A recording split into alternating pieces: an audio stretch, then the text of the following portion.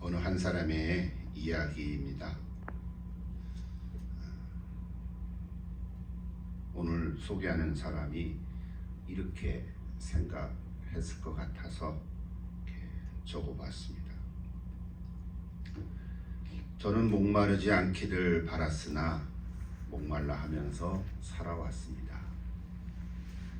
사는 것이 고단해서 엎드려 하늘을 향했지만 그 고단함은 없어지지 않았고 더욱 고단해졌습니다. 그분이 오시면 다 해결될 것이라고 기다렸지만 그 기다림은 땡볕 같아서 땡벌 같아서 지치고 지쳐버렸습니다. 지금부터 하는 이야기는 그 사람이 만약에 친구가 있었다면 친구한테 털어놓았을 것 같은, 그래서 제가 각색해 보았습니다. 전화 통화하는 것으로 각색했는데요. 한번 들어보십시오. 그날도 목구멍이 퍼덕총이라 아무도 없는 대낮에 물을 길러 우물가 아래에 나갔지. 그런데 왜 낯선 사람이 우물곁에 앉아있는 거야? 이 뙤볕에 웬일이야? 사람이 다 있게? 그냥 갈까 하다가 그래도 목이 마른데 물은 가져가야지 하면서 가까이 가서 보니까 유대인 사람의 남자인 거야. 그런데 갑자기 그가 먼저 말을 걸어오는 거야. 물 좀 달라. 속으로 별일이야. 뭐야? 지금 내게 가스라이팅 하는 거야? 지금 있는 함께 사는 놈하고도 피곤한데 그래도 자존심이 있어가지고 한마디 해줘야 되겠다 생각해서, 당신은 유대인인데 어찌 사마리아 여인인 나한테 물을 달라 합니까? 이렇게 말하면 스스로 멋쩍어서 가버리겠지 하고 생각하던 차였는데 갑자기 엉뚱한 말을 하는 거야. 내게 물을 달라 하는 이가 누군지를 네가 알았다면 나에게 생수를 구했을 것이라. 생수? 무슨 뚝딱지 같은 소리야. 이 물은 굳고 두레박도 없는데 어디서 생수를 구한단 말이에요 하고 신경질적으로 내가 써붙였지. 그랬더니 내가 주는 물을 먹으면 영원히 목마르지 않을 거요 하는 거야. 사기꾼인가? 그래도 믿져야 본전이라는 생각에서 그렇다면 주인장께서 그런 물을 가지고 있다면 그 물을 내게 좀 주시겠어요? 하고 내가 말을 했는데, 그런데 말이야, 그 친구가, 그 사람이 엄청난 말을 하는 거야. 네 남편을 불러오라고. 갑자기 뒤통수 한 대 맞은 것처럼 정신이 없는 거야. 야, 너도 알잖아. 원래 난 남자 이력이 많은 거. 남편 복은 지지리도 없어가지고 5이나 있었는데 다 떠나고 지금 있는 놈도 별로잖아. 그런데 남편을 불러오라는 거야. 속으로 이 사람 뭐지? 암행어사인가? 그래서 퉁명스럽게 저는 남편이 없습니다 이렇게 내뱉었지. 그랬더니 뭐라 그런지 알아? 네 말이 맞다. 전에도 5이나 있었지만 지금 있는 자도 내 남편이 아니지 하는 거야. 아니, 어떻게 알았지? 선지자인가? 그렇지 않고서야 어떻게 내 비밀스러운 사생활까지 이렇게 알 수가 있어? 그래서 주제를 좀 다른 데로 돌릴 겸도 하고 좀 아는 척도 하고 그래서 종교적인 질문을 하나 꺼냈지. 누가 온 것 같다고? 알았어. 그러면 다음에 또 얘기해. 끊어. 잘 아시죠? 야곱의 우물가에 있는 여인의 이야기입니다. 그냥 한 토막 그냥 각색해 본 건데요. 그 후에 나온 이야기들은 우리 요한복음 4장을 읽어보면 쭉 잘 나옵니다. 오늘은 특별히 23절과 24절 두 절만 읽었지만 그 앞에 있는 얘기를 한 토막 같이 읽어보면 좋겠는데요. 요한복음 4장 19절 보면 저렇게 기록이 되어 있습니다. 그 앞에 얘기는 다 못하고 제가 각색한 이야기로 대충 대신하고 19절부터 같이 한번 읽어보십시다. 한 절씩 교독할게요. 여자가 이르되 주여 내가 보니 선지자로서이다.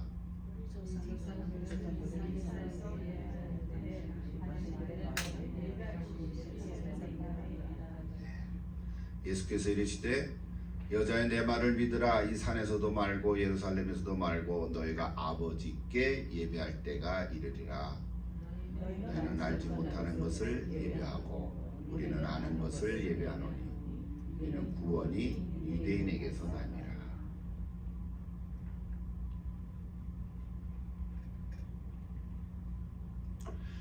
아버지께 참되게 예배하는 자들은 영과 진리로 예배할 때가 오나니 곧 이때라. 아버지께서 자기에게 이렇게 예배하는 자들을 찾으시느니라.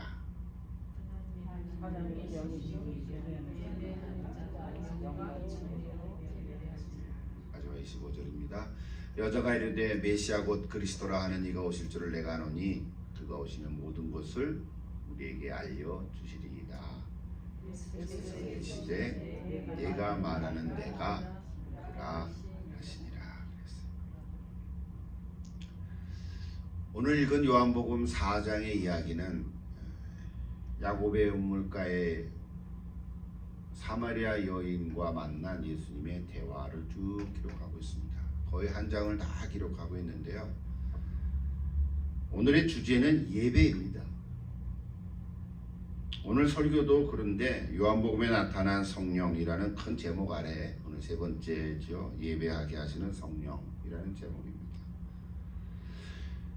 여러분 예배가 뭡니까? 이렇게 물어보면 여러분 다 나름대로 답할 수 있겠죠? 예배가 뭐라고 생각하는가 하면 나름대로 생각들이 있을 거예요.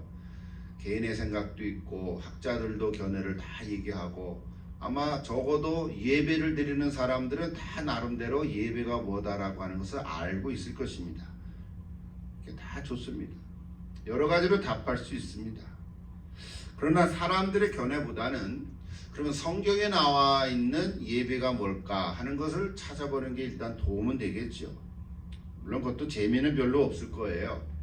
그러나 그래도 의미는 있겠죠. 그냥 참고로 여러분 한번 보십시오. 구약에는 히브리어로 써있고 신약은 헬란말로 써있는데 구약에도 예배라는 뜻이 있고 신약에도 예배라는 뜻의 단어들이 있습니다. 저거 뭐 다 일일이 알 필요는 없겠지만 그냥 소개하는 거예요. 사하라는 히브리 말과 아바드라는 말이 대표적으로 쓰고 있습니다. 여러 가지 또 다른 게 있지만 사하라는 히브리 말은 엎드려 절하다, 굴복하다, 몸을 굽히다 저런 뜻이에요. 출애굽기 4장 31절에 대표적으로 머리 숙여 경배했다 하는 그 단어를 쓰고 있습니다.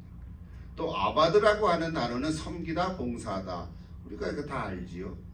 이사야 19장 21절에도 보면 제물과 예물을 가지고 그에게 드리고 그리고 그대로 행하다. 뭐 이런 의미인 것입니다. 신약에 보면 헬란말로 되어 있지만 조금은 발음하기가 힘들지만 프로스퀘네오 이렇게 띄어서 읽으면 좋습니다. 프로스라는 말은 어디를 향하다 라는 뜻이고 퀘네오는 입맞추다 이런 뜻이거든요. 마태복음 14장 34절에 보면 저런 말로 써 있습니다. 또 레아투르기아 하는 헬란말도 썼는데 백성이라는 레이토스와 일이라고 하는 에르곤이라고 하는 단어가 합쳐서 만든 것이에요. 사도행전 13장 2절에 보면 주를 섬겨 금식할 때 성령이 가라사대 때 내가 불러 시키는 일을 위하여 바나바와 사울을 따로 세우라 할 때도 사용됐던 단어입니다. 저렇게 성경에 나오는 히브리어와 헬란말을 사용해서 구절들을 우리가 생각할 수 있고 또 실제로 번역된 예배라는 단어들이 많이 사용되어 있습니다. 그것도 다 소개할 필요는 없겠죠.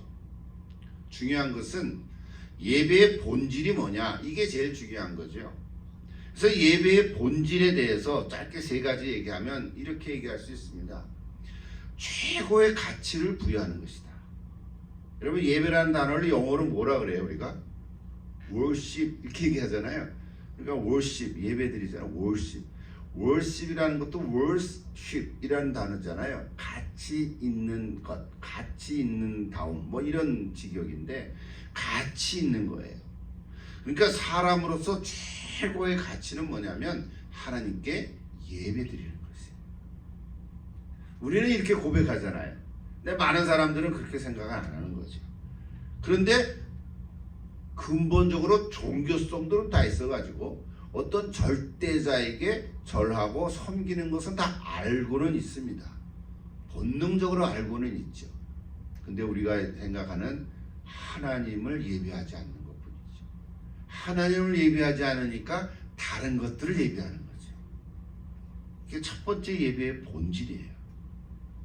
두 번째는 뭐 그냥 나오는 얘기인데, 그래서 하나님과의 관계가 회복되는 것을 확인하는 게 예배의 본질이에요. 오늘도 우리가 예배를 드리면서 확인할 거가 뭐냐면, 내가 하나님을 믿고 하나님 나를 사랑하고 나도 하나님을 사랑하고 그것을 확인하는 시간입니다. 그것이 예배의 본질인 거예요. 그러니까 하나님의 임재를 경험하는 거죠. 마지막 하나 더 소개한다면, 이런 제물과 함께 자신을 드리는 것이에요. 그냥 예배는 그냥 왔다 가는 게 아니라 나를 드리는 헌신인 거죠.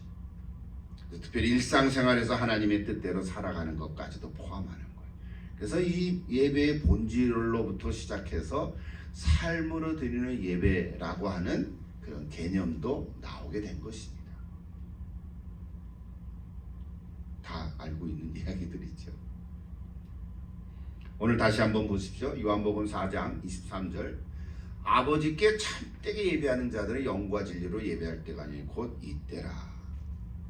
아버지께서 자기에게 예배하는 자들을 찾으시느니라. 그리고 24절도 마찬가지. 오늘 4장 23절과 24절의 성경 구절은 성경 전체를 통해서 예배가 무엇인지, 본질이 무엇인지를 말해주는 가장 귀한 구절이에요. 그래서 이렇게까지 얘기하는 학자들이 있어요. 우리 개신교 교회 예배는 저 구절로부터 시작했다 해도 과언이 아니다, 이렇게까지 말을 하더라고요. 오늘 저 구절을 중심으로 세 가지를 좀 살펴보려고 합니다. 사랑의 메시지를 좀 듣고자 하는데요. 첫째는 하나님은 영이시다 하는 얘기예요. 하나님은 영이시다. 예배의 공간적인 성격과 형식을 근본적으로 다 흔들어 버리고 말았어요. 저 말씀이 나오기 이전까지는 예배는 어느 곳에서 드려야 돼요. 장소가 있어야 돼요. 오늘도 아까 다 읽었지만 선한 사마리아 여인은 사마리아 출신이니까 그리심산에서 예배를 드려야 된다고 생각한 거예요. 그 북이스라엘 사람들이잖아요. 그러니까 북이스라엘을 세운 왕은 그 이스라엘 백성들이 남쪽의 예루살렘 성에 가서 1년에 한 번씩 예배드리러 간다니까 그게 마음에 편치 않은 거예요. 그래서 자기네 거기에다가 예배 장소를 만들어 버린 거예요. 그러니까 북이스라엘 사람들은 야, 남쪽으로 내려가지고 여기서 예배를 드려라, 이렇게 주장한 거거든요. 그러니까 남쪽의 이스라엘 백성들은 예루살렘 성에서 예배를 드린 거거든요. 그러니까 이게 장소 갖고 싸웠던 거예요, 그동안 몇백 년 동안에. 오늘날도 많은 사람들은, 종교인들을 다 포함해서 모든 사람들은 예배를 드린다고 할 때는 장소가 참 중요한 것이에요. 우리도 그래왔죠. 그런데 오늘 저 요한복음 4장 23절을 통해서 하나님은 영이시라고 하는 저 선언 때문에 이제 모든 예배는 장소와 관계가 없어졌어요. 공간성이 없어졌어요. 공간이 없어지니까 형식도 이제는 다 무너뜨려졌어요. 그렇다고 아무렇게나 드려도 된다는 말은 아닌 거죠. 영과 진리로 예배를 드리라는 거예요. 근데 영과 진리라는 단어도 오늘은 그동안 우리가 영과 and가 있어가지고 영과 그리고 진리로 이렇게 많이 생각을 했어요. 틀렸다고 말은 하질 않아요. 성경에 그렇게 돼 있으니까. in spirit and in truth 이렇게 돼 있어요. 그런데 더 문법적으로 보니까 들여다 보니까 저 영과 진리라는 단어, 특히 진리라는 단어가 영이라는 단어가 어떤 명사로 쓰였다기보다는 형용사로 쓰여졌다는 거예요. 쉽게 말하면 비유지만 바람 같은 영 이런 형용사로 쓰여졌다는 거예요. 그래서 영과 진리를 진리의 영 이렇게 해석하는 견해가 또 많습니다. 의미가 있어요. 그러니까 예루살렘 성에서도 말고 그리스 성에서도 말고 이제는 장소로부터 다 떠나서 열린 마음이 시작이 됐습니다. 그러고 보니까 하나님은 어떤 공간에 머물러 있는 분이 아니시잖아요. 하나님은 어떤 장소에 매여 계신 분이 아니십니다. 그렇죠? 하나님은 장소에 매이신 분이 아니세요. 우리가 매여 있는 거지. 하나님은 여기시니까 하나님이 계신 곳이면 하나님이 임재하신 곳이면 어디나 예배 장소가 될 수 있는 거예요. 그것이 화려하든 누추하든 어떤 정통적인 것이든 확 트인 곳이든 여러분 집이든 어떤 직장이든 산이든 바다든 어디서든 하나님이 임재하고 계시는 곳이라면 바로 그것이 예배의 장소가 될 수 있다는 것입니다. 얼마나 혁명적입니까? 얼마나 파격적입니까? 제가 이렇게 말을 하면 속에서 떠오르는 거예요. 그럼 이제 여기 예배당 안 나와도 되겠네. 근데 제가 설교 문을 안 써놨어요. 그럴 수도 있어요. 사실은. 그러나 우리가 이곳에 모여서 함께 모여서 하나님께 공동체로 예배드리는 것이 또 굉장히 중요한 메시지이긴 해요. 어쨌든 이제는 이제 어떤 건물이나 장소가 중요하지 않다는 것은 사실이에요. 대신에 누구에게라고 하는 대상이 중요해졌습니다. 어디서든 예배 드릴 수 있지만 누구에게 하나님 아버지께 드리는 것은 피할 수가 없는 거예요. 이게 진짜예요. 아무 데서나 예배 드린다고 아무렇게나 드리면 되는 게 아니라. 그래서 오늘 예수님은 21절에 너희가 아버지께 예배할 때가 이르리라 하고 선언하셨어요. 아버지께 예배하는 것이. 여러분 다 아버지께 예배 드리는 줄로 믿습니다. 두 번째는 23절에 나오는 이때라 하는 단어예요. 이때라. 아버지께 예배하는 것이 이때라. 즉 이때부터라는 거죠. 그럴 때가 오나니 이때라. 이제 왔다는 거예요. 다분히 종말론적이지. 이제는 건물의 그 상황은 끝이 났습니다. 독생자로서 이 땅에 오신 예수님 그분으로부터 시작이 됐고 부활하신 이후에는 성령님이 우리의 심령 가운데 거하심으로 이제는 하나님의 나라가 여기에 임하기 시작했습니다. 이것을 종말론적이라고 그랬죠. 종말론적으로 열려졌다. 지난주 일요일에는 예수님께서 니고데모에게 하신 말씀을 기억합니다. 사람의 물과 성령으로 거듭나지 않으면 하나님 나라를 볼 수 없고 하나님 나라에 들어갈 수 없다 그랬습니다. 여러분 인간은 자신의 힘으로 구원 얻을 수 없고 스스로 거듭날 수가 없다 그랬습니다. 오직 거듭나게 하시는 분은 성령님이시죠. 마찬가지로 예배하게 하시는 분도 성령님이시고 오늘도 우리가 예배를 드릴 때 성령님의 인도하심과 성령님의 도우심이 없으면 우리가 예배를 드릴 수가 없을 거예요. 인간적으로 여기에 참여할 수 있어도 참되게 아버지께 예배할 수는 없다는 거예요. 그러므로 예배를 내 마음대로 그냥 알아서 드리는 것이 아니에요. 성령님께서 우리를 예배하게 하신다는 거예요. 그래서 결론은 이래요. 성령은 예배의 영이시다. 성령은 예배의 영이십니다. 성령님은 우리로 하여금 아버지께 예배하게 하십니다. 예배하는 자가 그래서 영과 진리로 예배하는 거예요. 그래서 자연스럽게 세 번째 원리로 들어갑니다. 여기 영과 진리 이미 얘기했지만 두 가지로 이해했지만 진리라는 것이 영을 꾸며주는 말이라고 하면 진리의 영이라고 하는 거예요. 그게 더 정확한 의미라는 거죠. 진리의 영에 대해서는 다음에 또 말씀을 드리겠습니다. 요한복음 10장 14장에 계속해서 나옵니다.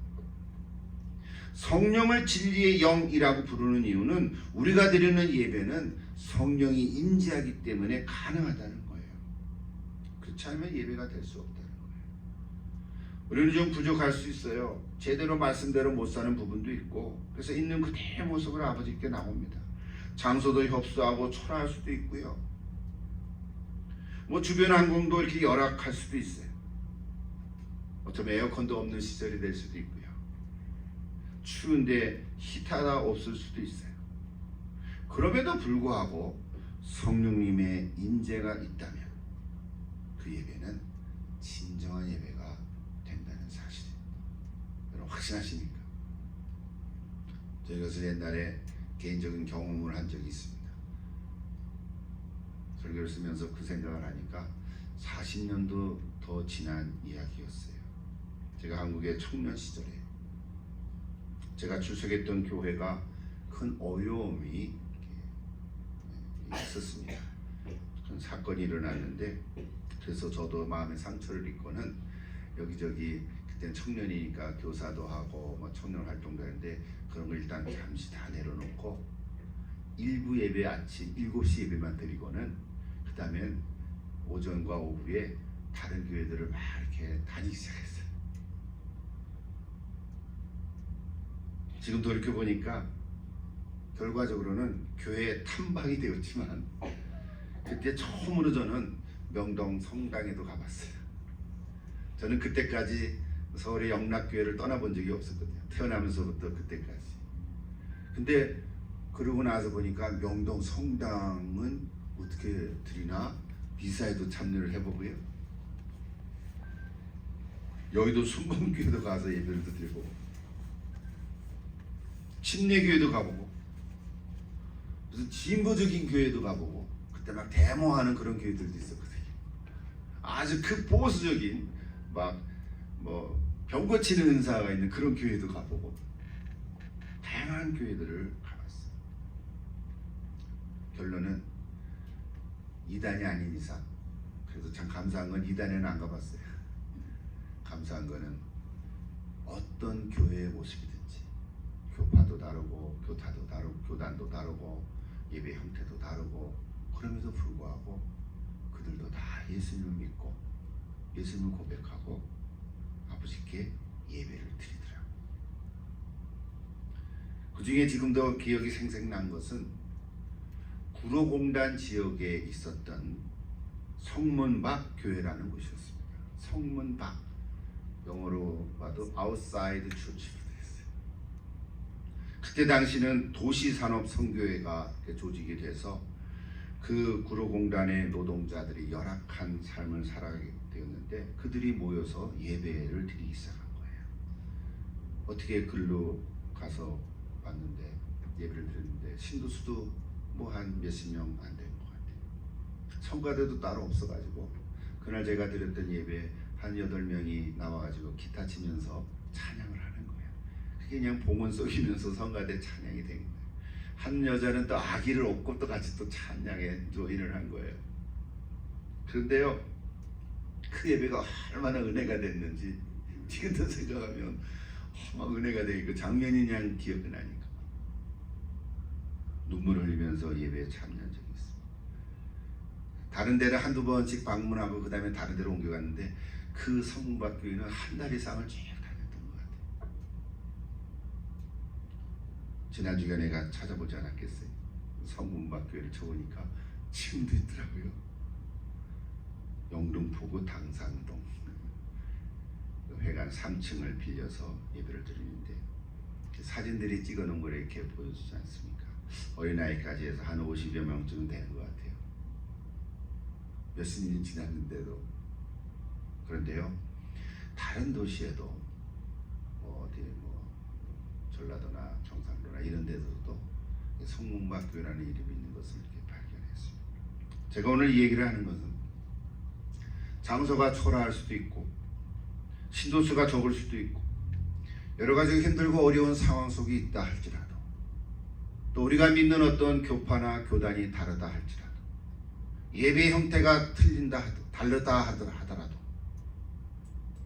성령님이 함께 하시면 바로 그들이 드리는 예배가 참된 예배라고 하는 사실입니다. 오늘 우리도 아버지께 참되게 예배하는 자들이 되기를 기도하는 것입니다. 오늘 저 여러분이 다 아버지께 참되게 예배드리는 예배자가 되기를 축복합니다. 마지막으로 여기서 성령을 수식하는 말인 진리라는 말을 헬라어로 해석해 보니까 은폐되지 않은 것, 드러난 것 이런 뜻이라 그래요. 의외였어요. 진리라고 하는 단어를 일부러 찾아본 적이 없었던 것 같아요. 찾아보니까 은폐되지 않은 것, 드러난 것. 여러분 그것을 우리는 계시라고 말하지 않습니까? 드러난 것, 은폐되지 않은 것. 다 알려졌지만 모르는 사람은 모르는 것, 아는 사람만 아는 것. 그것이 계시라고 우리가 말을 합니다. 그래서 저는 요한계시록 얘기할 때 계시가 그런 거예요. 그런데 여기 진리라는 헬라어 단어가 그런 뜻이 있는 거예요. 그래서 진리라는 말은 일상생활 속에서 많은 사람들이 다 진리라는 얘기를 하는데 그것은 어떤 철학적이고 뭐 본질적인 이야기가 아니고 무슨 수학적인 진리, 과학적인 진리가 아니라 바로 드러난 얘기, 계시의 얘기가 진리라는 거예요. 그러니까 오늘은 성경적으로 얘기하면 바로 진리는 예수님이십니다. 진리는 예수 그리스도예요. 우리가 잘 아는 요한복음 14장 6절에서 예수님 내가 곧 길이요 진리요 생명이니 나로 말미암지 않고는 아버지께로 올 자가 없다 그랬잖아요. 예수님이 곧 진리세요. 그리고 또 하나 그 진리 되신 예수님은 말씀이기도 합니다. 그러니까 이전에는 영과 진리로라고 하는 저 단어를 어떻게 번역해서 우리가 많이 암송도 하고 말해왔냐면 신령과 진정으로 저렇게 번역을 했죠. 지금도 한글 성경에 보면 신령과 진정으로 라는 단어를 썼어요. 근데 최근에 번역된 것은 다 영과 진리로 이렇게 번역이 됐죠. 그러므로 신령과 진정이라는 단어를 다실 때 우리 한국 사람들은 뭔가 좀 예배가 신령스러워야 돼요. 신령스럽게 예배를 드리지 않으면 안 되는 것 같아요. 신령스러운 게 뭘까? 어떤 체험이나 감동이나 신비한 것들 이런 것들의 마음이 되거든요. 좀 머리를 길게 풀러 헤치고 신령한 할아버지 같은 그런 신령한 신이잖아요. 신령과 진정으로라는 말은 또 사람이 그 정성을 다해서, 그죠? 목욕제기하고 정성을 들여서 옛날 그 제사를 드렸던 그 모습. 그래서 신령과 진정으로 하는 단어 때문에 어쩌면 우리 지나간 세월 동안에는 잘못 오해하고 또 그렇게 설교도 하고 우리 많은 성도들이 그렇게 알고 지내왔을 수도 있어요. 그래서 그 뭐 많이 틀렸다라고 말할 수는 없죠. 그것도 성경 구절로 번역이 됐었으니까. 그러나 이제 다시 한번 이렇게 살아보면 신령과 진정으로 그냥 어떤 신령스럽게가 아니라 또 내가 정성을 다해서가 아니라 그런 의미가 아니라는 거예요. 진리가 예수님을 의미한다면 그 진리는 또한 말씀이라는 거죠. 요한복음 1장 1절에 태초에 말씀이 계시니라 그 말씀이 하나님과 함께 계셨으니 그는 곧 하나님이라 이렇게 시작을 했잖아요. 그리고 말씀이 육신이 되어 우리 가운데 거하셨다고 했잖아요. 그리고 육으로 난 것은 육이요 영으로 난 것은 영이라고 말씀도 했어요. 우리가 다 찾아본 것들이에요. 오늘 읽지 않았지만 한 절도 소개합니다. 6장 63절에 내가 너에게 이른 말은 영이요 생명이라 그랬어요. 6장 전체에 대해서는 우리 다음 주에 좀 우리 성찬할 때와 같이 설교하려고 준비하고 있습니다.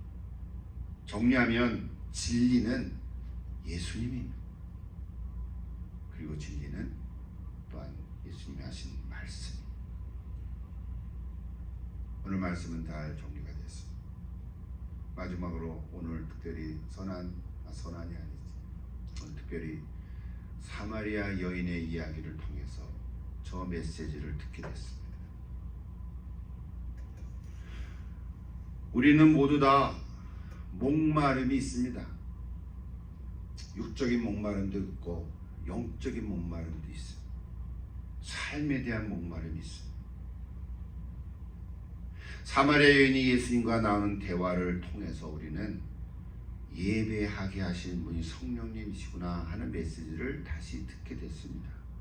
여러분, 성령이 아니고서는 예수를 주라 시인할 수가 없고, 성령이 아니고서는 거듭난 생명을 얻지 못할 뿐만 아니라 성령이 아니고서는 참된 예배를 드릴 수가 없는 것입니다. 이 놀라운 메시지를 들을 수 있는 것은 그동안 삶에 목마름이 있었던 이 사마리아 여인 덕분입니다. 사마리아 여인이 등장하지 않았다면 이 놀라운 메시지를 어떻게 들을 수 있었겠습니까? 그러므로 여러분 중에도 혹시 인생의 고통 가운데 어떤 타는 목마름을 가지고 있다 할지라도 여러분 낙심하거나 좌절하지 마십시오. 오히려 그 목마름으로 인하여 예수님을 만나는 기적이 일어날 수 있기 때문에 그렇습니다. 겉으로 보기에는 괜찮은 것 같아도 내면의 영적인 목마름을 가진 자는 오히려 예수님을 만나게 되고 예수님을 만남으로 그 속에서 솟아나는 생명수를 마시는 기회를 갖게 될 것입니다. 이것이 은혜입니다. 여러분 다 그런 체험이 있을 줄 아는데 그래서 여러분을 축복합니다. 목마르지 않은 물에 대한 예수님의 약속은 오늘 우리에게도 유효한 줄로 믿습니다. 여러분 무엇보다도 예배에 대한 목마름이 있기를 기도합니다. 예배에 대한 목마름을 가질 때 갈급한 심령으로 아버지께 예배를 드릴 때 놀라운 하나님의 역사가 일어날 줄로 믿습니다. 아무도 알 수 없고 계획하지도 않은 기적들이 일어날 것입니다. 그래서 하나님께만 영광을 올려드리는 것입니다. 내가 잘나고 내가 계획했고 내가 다 했다면 굳이 하나님께 영광을 올려드리고 싶지 않고 내가 자랑하고 싶고 자기 이름을 알리고 싶을 것입니다. 그러나 하나님께서 하신 일이라면 우리는 하나님께만 영광을 올려드리는 것입니다.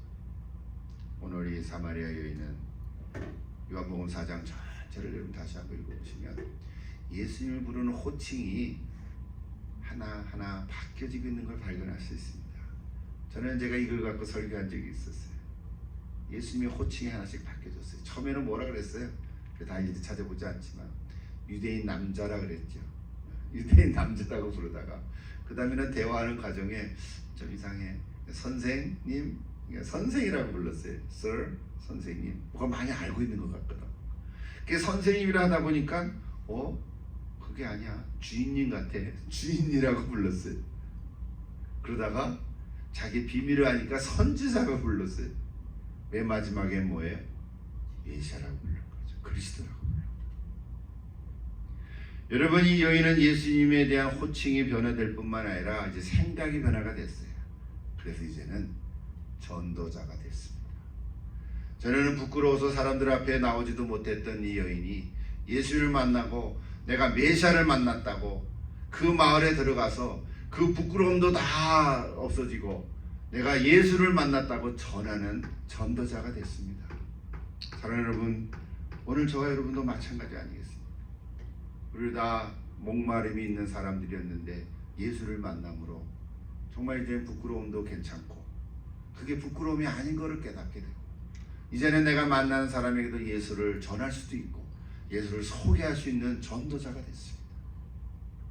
여러분 기회가 있을 때 이 놀라운 예수님을 전하는 전도자가 될 수 있기를 기도합니다. 우리 다 모두 이렇게 되기를 소망합니다. 여러분 한 분 한 분이 다양한 삶의 목마름을 가지고 있겠지만 오히려 그 목마름을 통해서 이제는 예수님을 전하고 담대하게 살아가는 삶으로 예배하는 예배자가 다 될 수 있기를 기도하고 축복합니다. 기도하십니다. 하나님, 오늘 특별히 요한복음